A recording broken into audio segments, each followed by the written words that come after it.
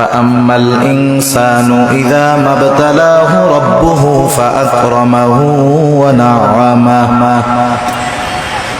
আল্লাহ রাব্বুল আলামিন বলেন ফাআম্মাল ইনসানু ইযা মাবতালাহু রাব্বুহু মানুষকে যখন তার রব পরীক্ষা করার জন্য ফাআকরামাহু ওয়া নাআমা তাকে সম্মান দেয় আর সম্মান দেয় সম্পদের মালিক বানায়া দেয়।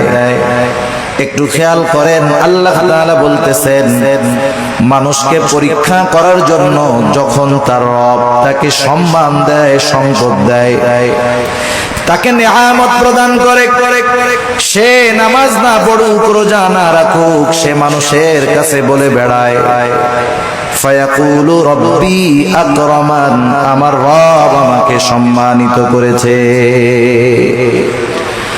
আল্লাহ তাআলা বললেন আমি মানুষকে সম্মান সম্পদ নেয়ামত পরীক্ষা করার জন্য দেই আর মানুষ এটাকে পরীক্ষা না মনে করে সে বলে আমার রব আমাকে সম্মানিত করেছেন।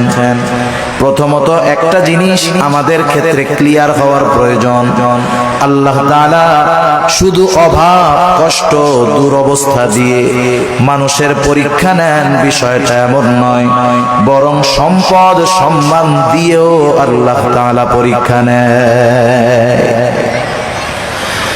যদি এমনটা হতো সম্মান সম্পদ মানুষের আল্লাহ তাআলার ভালোবাসার মাপকাঠি যে যাকে আল্লাহ রাব্বুল আলামিন বেশি ভালোবাসেন তাকে মনে হয় আল্লাহ তাআলা বেশি সম্পদ দেন, বিষয়টা যদি এমন হতো বলেন তো দুনিয়ার মধ্যে আল্লাহ তাআলার সর্বাধিক প্রিয় বান্দাদের তালিকায় কারুনের নামটা হয়ে যাইত। কারণ তো পৃথিবীর অন্যতম বড় এক ধনী ছিল। বলেন তো আপনারা সহজেই জবাব দিতে পারবেন কারুনকে আল্লাহ তাআলা ভালোবাসে নাকি? একটু জোরে বলেন না বাসে?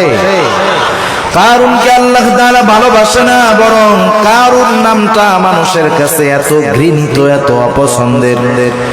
দুনিয়ার কোন মানুষের যদি সন্তান হয় সে যত গরিব হোক তাকে যদি বলা হয় তোমাকে মাসে 1000 করে বেতন দেওয়া হবে টাকা দেওয়া হবে ছেলের নামটা তুমি কারুন রাখো, আপনারা কেউ রাখবেন? আপনি বলবেন আরে দিন মজুর দিয়া খাইতা ঠিক কারুন আমার পোলার নাম মইরা গেলে রাখবো। এই কারুনকে কত সম্পদ আল্লাহ তাআলা দিয়েছেন, এই সম্পদ ছিল তার জন্য পরীক্ষা। সম্পদের মালিক কারুন যখন হযরত মূসা আলাইহিস সালাম কারুনকে বলল কারুন তুমি তোমার সম্পদের যাকাত দাও, কারুন যাকাত দিতে অস্বীকৃতি জ্ঞাপন করলো। শুধু তাই না, সে মূসা আলাইহিস সালামকে অপমান অপদস্থ করার জন্য অপবাদ দেওয়ার জন্য একজন খারাপ মহিলাকে সে ভাড়া করলো, শিখায় দিল তুমি মানুষের সামনে বলবা মূসা আলাইহিস সালাম আমার সাথে জিনা করেছে অপকর্মে লিপ্ত হয়েছে। এইবার যখন কারুনই ষড়যন্ত্র চক্রান্ত করলো আল্লাহ তাআলা বরদাস্ত করলেন না।